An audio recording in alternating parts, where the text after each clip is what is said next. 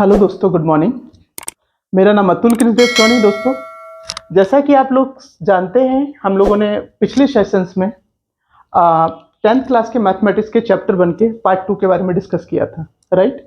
तो मैंने आप लोगों को बोला था कि दोस्तों मैं जो नेक्स्ट सेशन लाने वाला हूं उसमें कुछ एग्जाम्पल्स डिस्कस करूंगा। तो आज हम आप लोगों के साथ चैप्टर 1 का ही रियल नंबर्स के कुछ एग्जाम्पल डिस्कस करने वाला हूं। ठीक है दोस्तों, ध्यान से देखिएगा, समझिएगा, और आप लोग बिल्कुल कंफ्यूज मत होइएगा, क्योंकि हमने इससे पहले आपको एचसीएफ समझाया था, महत्तम समापवर्तक समझाया था कि आपको यूक्लिड विभाजन प्रमेयिका से कैसे निकालना है, लाइक यूक्लिड डिवीजन लेमा से कैसे निकालना है, एल्गोरिथम से कैसे निकालना है। तो हमने आपको एक डिवीजन फॉर्मेट बताया था, उसमें एक फॉर्मूला भी बताया था। ठीक है दोस्तों, तो ध्यान से देखिएगा। आज हम बात करने, आप लोग इन चीजों से मत घबराइएगा। देखिएगा, इस क्वेश्चन में क्या होता है, कभी कभी बच्चों को लगता है यार ये क्या है, कुछ समझ में नहीं आ रहा, तो वो कैसे उस चीज को प्रॉपर हल लिखें। तो आप बिल्कुल भी टेंशन मत लीजिएगा, मैं इतना इजी वे में आपको ये चीजें क्लियर करा दूंगा कि आप लोगों को लगेगा अरे यार ये तो क्वेश्चन कुछ है ही नहीं। ठीक है दोस्तों, ध्यान से देखिएगा। हमने एक एग्जाम्पल लिया है यहां पर, दर्शाइए कि एक धनात्मक विषम पूर्णांक। लेकिन एक बात हमेशा ध्यान रखिएगा, जब भी आप क्वेश्चन पढ़ें तो उसको बड़े ध्यान से पढ़ें और उस क्वेश्चंस के हर वर्ड को समझें, क्योंकि क्वेश्चन सारी चीजें लेके आपको बताता है कि हमारे पास ये है, ये है। जब आपके पास डेटा होगा तभी आप अच्छे से सॉल्यूशंस दे पाएंगे। इस बात को बहुत ज्यादा ध्यान रखिएगा। जो लोग क्वेश्चन को अच्छे से नहीं समझते हैं उन लोगों का आंसर सही नहीं निकल पाता है, उनको परेशानी होती है। तो क्वेश्चन को अच्छे से समझना सीखो पहले दोस्तों। जैसा कि आप हमारे साथ समझिएगा, दर्शाइए कि एक धनात्मक विषम पूर्णांक, देखो उसने क्या बोला है, धनात्मक भी है, विषम भी है और पूर्णांक है। ठीक है दोस्त, कहने का मतलब पॉजिटिव ऑड इंटीजर नंबर है। अब उसने बोला है 4q+1 या 4q+3 के रूप का होता है क्या। उसने पूछा क्या ये हमारा धनात्मक विषम पूर्णांक इस रूप का हो सकता है क्या, या होता है क्या। फिर उसने कहा कि जहां q एक पूर्णांक है, q पूर्णांक का मतलब क्या है, q एक इंटीजर्स वैल्यू है, और हमने इंटीजर्स वैल्यू आपको बताया था, लाइक आपके integers value 1 2 3 4 5 up to infinite, बहुत सारी हैं, इंक्लूडिंग जीरो भी है उसमें। ठीक है दोस्तों, चलेगा। अब हम आपको समझाते हैं कि इसको कैसे आपको प्रूफ करना है, कैसे दर्शाना है, कैसे आपको रिप्रेजेंट करना है। समझते हैं ध्यान से। तो देखो दोस्तों, सबसे इंपॉर्टेंट चीज आपको क्या बताना है मुझे, कि इसमें जो हमने बताया था आप लोगों को, यूक्लिड विभाजन प्रमेय जो थी हमारी, यूक्लिड विभाजन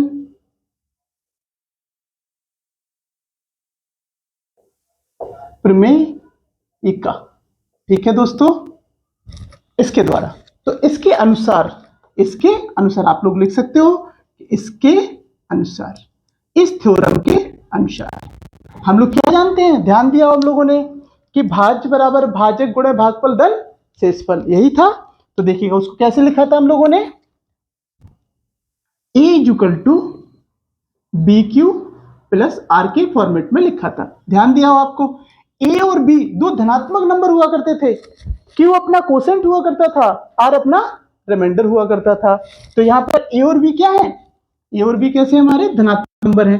तो हम मान लेते हैं, माना a जो है हमारा वो धनात्मक विषम पूर्णांक है, कुछ भी मान लिया। a कैसा हमारा धनात्मक विषम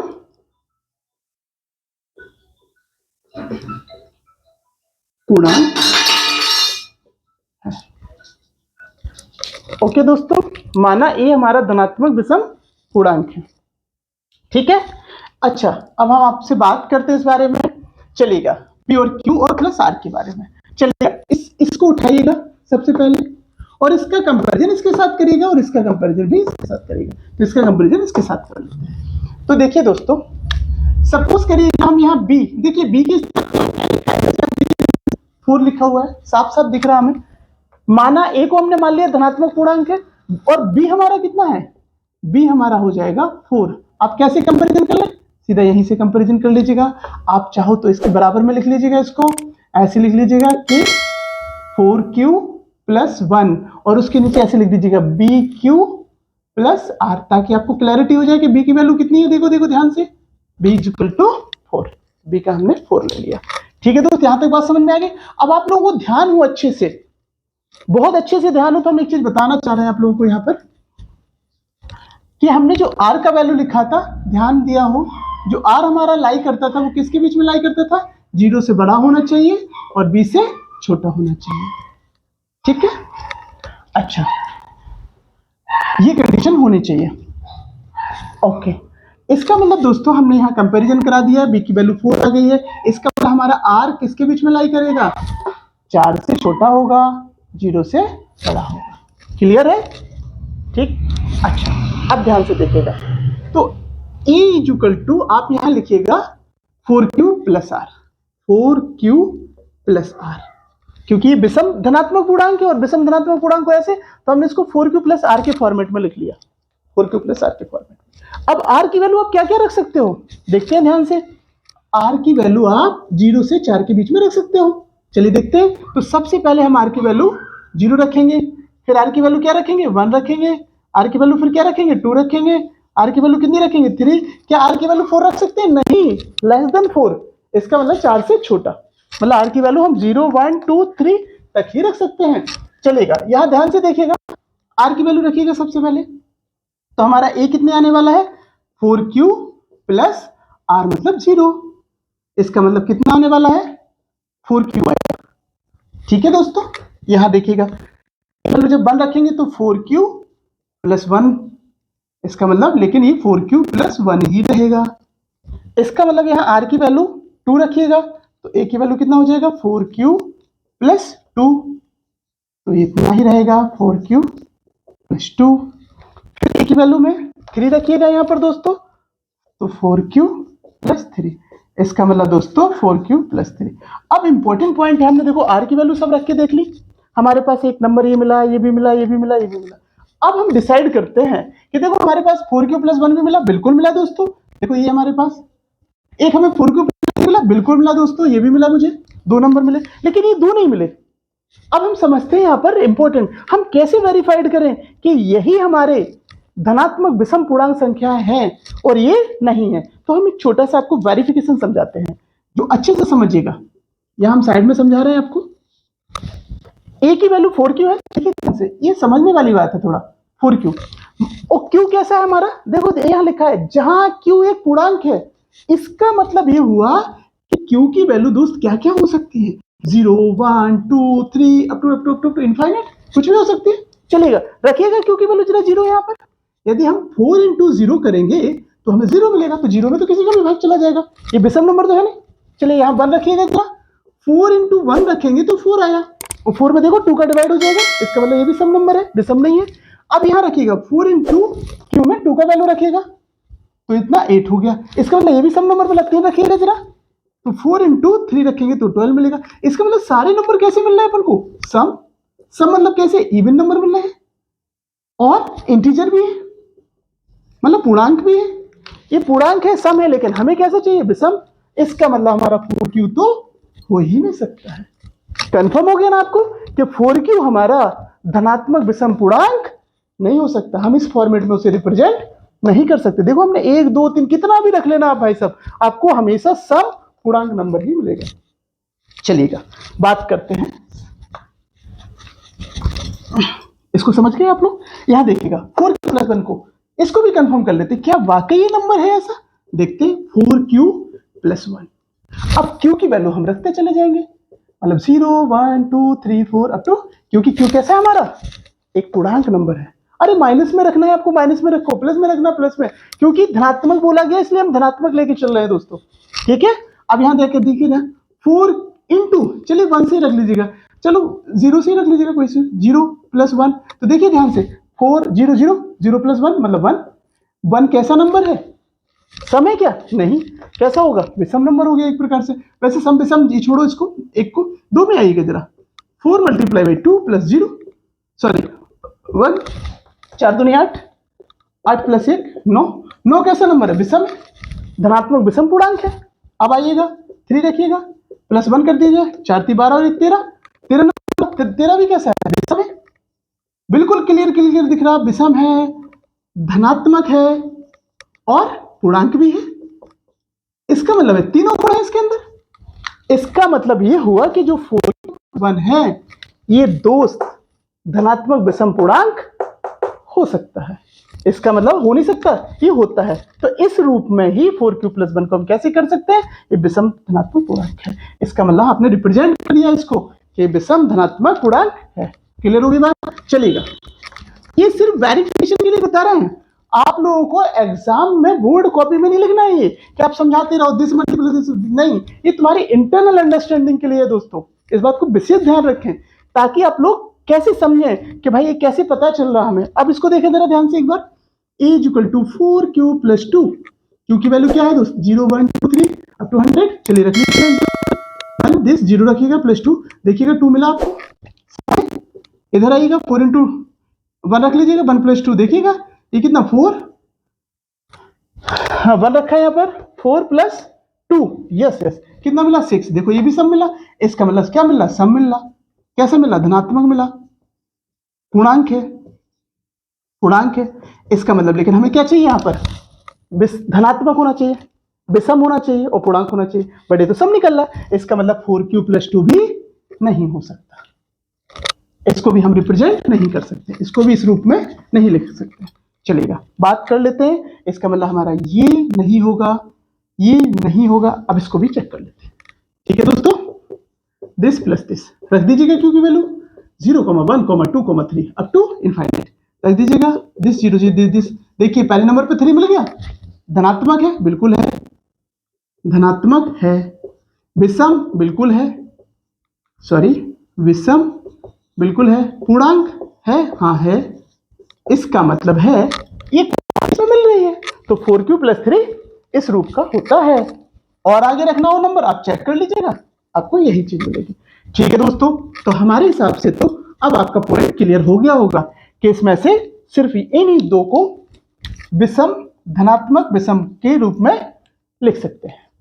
ठीक है दोस्तों, क्लियर हुआ ये आपको पॉइंट? ओके, चलिएगा हम नेक्स्ट क्वेश्चंस डिस्कस करते हैं। ठीक है दोस्तों, ओके चलिएगा, फिर हम लोग बात करते हैं अब दूसरे क्वेश्चन के बारे में। ठीक है ना, जैसा कि हम लोग अभी पहला क्वेश्चन डिस्कस कर चुके हैं, अब दूसरा क्वेश्चन डिस्कस करते हैं।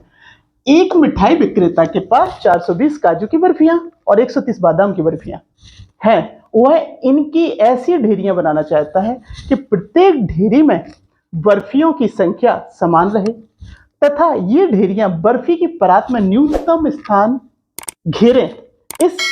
इसके लिए प्रत्येक ढेरी में कितनी बर्फियां रखी जा सकती हैं? तो क्वेश्चन बड़ा है, आप लोगों को लगता है पता नहीं अब क्या करना है, इसमें कुछ समझ नहीं आ रहा। तो देखो मैं बताता हूं आप लोगों को। सबसे बड़ी चीज है, देखिएगा इसमें क्या लिखा है, एक पॉइंट बहुत अच्छा लिखा है कि 420 काजू की बर्फियां, 130 बादाम की बर्फियां और ऐसी ढेरियां बनाना है कि प्रत्येक ढेरी में कैसी हो, संख्या समान हो। पहला कॉन्सेप्ट यहां फोकस करिएगा, समान हो। दूसरा, परात में रखें तो वो न्यूनतम स्थान घेरे, मतलब कम से कम जगह घेरे। तीसरी चीज है, प्रत्येक ढेरी में कितनी बर्फियां रखी जा सकती हैं। तो देखो दोस्तों, जहां न्यूनतम की बात है, जहां पर कम की बात है, समान की बात है, तो उसमें समझ जाइएगा कि आपको हाईएस्ट कॉमन फैक्टर ही निकालना है, आपको महत्तम समावर्तक निकालना है। ठीक है, ठीक है, क्लियर हो गई बात? चलेगा। अब हमें यदि महत्तम समावर्तक निकालना है तो जैसा कि हम लोग पढ़ चुके हैं, यूक्लिड विभाजन जो हमारी प्रमेय है उसके द्वारा हम लोगों ने एचसीएफ निकालना सीखा था, मासा निकालना सीखा था। चलेगा, आपके पास दो संख्या है, 420 और 130। चलेगा, ध्यान से देखिएगा, इसका सॉल्यूशन बताने जा रहे हैं आप लोगों को। हमारा क्या है, 420 और 130। ठीक है दोस्तों, तो हमारा छोटा नंबर एचसीएफ कैसे निकालते थे, किस द्वारा से आप लिख सकते हैं यहां पर कि यूक्लिड विभाजन प्रमेय का के अनुसार। ओके, चलिए बता देता हूं मैं आपको। चलेगा, छोटा नंबर से हमने कहा था कि बड़े नंबर में आप डिवाइड करेंगे, तो चलेगा 130 का पहले डिवीजन करिएगा आप 420 में।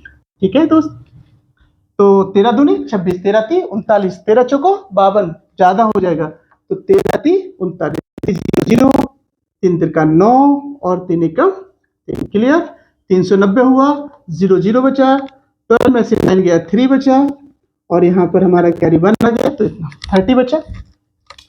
अब मैंने क्या कहा था आप लोगों से, तो ये किस फॉर्मेट में हो गया, देखिएगा उस फॉर्मेट में लिखिएगा this multiply by this then plus this, right. तो इसको क्या लिखेंगे आप लोग, 130 मल्टीप्लाई बाई 3 प्लस 30, और ये आपका किसके बराबर होगा, 420 के बराबर होगा। देखिएगा यूक्लिड ने यही हमें समझाया था, भाज्य बराबर भाजक गुणा भागफल धन शेषफल, यही था, भाजक बराबर भाज्य गुणा भागफल धन शेषफल। ठीक है दोस्त, क्लियर होगा। अब 30 और 130, इसलिए अब आपको किसमें करना है, 130 और 30 के बीच में। ठीक है, तो छोटा नंबर से बड़े नंबर पे क्या करेंगे आप लोग, डिवाइड करेंगे। 130 में तीचों को 12 तिपाचे 15, तीचों को 12, 4 ती 12 120 हुआ दोस्तों। कितना बचा रिमाइंडर, 10। क्लियर हुआ। इसको भी आप कैसे लिखेंगे, यूक्लिड फॉर्मेट में, this multiply by this then plus this. तो कैसे लिखेंगे, 30 multiply by 4 plus 10 equal to कितना हो जाएगा दोस्त, 130। ये हमारा यूक्लिड डिवीजन लेमा, यूक्लिड विभाजन प्रमेय के अनुसार ऐसे 2 बार लिख दिया हमने दोस्तों। क्लियर हुआ पॉइंट। अभी भी हमारे पास क्या बचा, अब हम इसको लेंगे 30 और 10 को, यहां किसको लिया था, इसको और इसको। क्लियर हो गया पॉइंट। चलेगा, बात कर लेते हैं दोस्तों, यहां पर बता देते हैं हम आपको 30। ठीक है, तो यहां देख लीजिएगा आप लोग, हमारे पास 2 नंबर आ गए हैं, इसलिए 30 और 10। ठीक है, इन दोनों को देखिएगा, तो हमारा 10 छोटा है, 10 का डिवीजन करेंगे हम 30 में, तो कितना हुआ दोस्तों, 10 30 हो गया। रिमाइंडर क्या बच गया हमारा, 0। फाइनली रिमाइंडर क्या आ गया हमारा, 0। अब हम इसमें लेमा फॉर्मेट कैसे लगाएंगे दोस्त, this multiply by this plus this, तो इसका मतलब कितना हो गया, 30, ये हमारा हो गया 30 is equal to 10 multiply by plus 0। ठीक है दोस्तों। अब देखिएगा लास्ट में किसने डिवाइड किया, 10 ने। फाइनली रिमाइंडर क्या दे दिया हमें, 0। तो आंसर क्या हो गया हमारा, 10। कंफर्म हो गया। इसका मतलब ये हुआ दोस्त, 420 एंड 130 का जो मासा है, मींस एचसीएफ है, वो कितना आ गया, 10। ये हमारा क्या हो गया आंसर, ये क्या हो गया हमारा आंसर। इसका मतलब ये हुआ दोस्त कि हमें ढेरिया कितने कितने की बनाना है, 10-10 की बनाना है। कितना जगह घेरना है न्यूनतम, 10 की। ठीक है दोस्तों, आज हमने आपके साथ कुछ क्वेश्चंस एग्जाम्पल्स डिस्कस कर लिए हैं। ठीक है दोस्तों, अब हम नेक्स्ट सेशन में बात करने वाले हैं, 1-2 क्वेश्चंस और भी हम आपके साथ सॉल्व करेंगे। ओके, सो हमारे 10th क्लास की मैथमेटिक्स सीरीज को फॉलो करें, and thank you so much. जय हिंद, जय भारत।